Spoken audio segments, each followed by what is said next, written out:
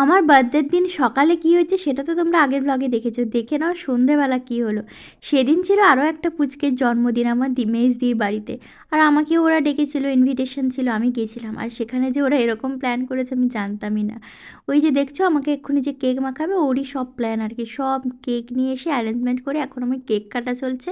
আর আমার চুলে মুখে পুরো কেক দিয়ে একাকার কাণ্ড, পুরো চুল ধুতে হয়েছে এমন অবস্থা। আর আমিও কিন্তু ছাড়ার পাত্রী নই, ওকে ধরে বেঁধে একদম পুরো মুখে চুলে সব কেক মাখিয়ে দিয়েছি। তো খুবই মজা করেছি, ভীষণই ভালো লেগেছে। মানে ও যে আমার জন্য এতটা ভেবেছে সেটাই অনেক। আরও একটা ছিল ওর সাথে, শান্তিনী, ও খুব ভালো। আর এখানে দেখো কেক, মানে মুখের অবস্থাটাই পুরো চেঞ্জ করে দিয়েছে। এত সুন্দর সেজেগুজে গেলাম, সবই শেষ করে দিয়েছে। আর ওকেও দিয়েছি আমি।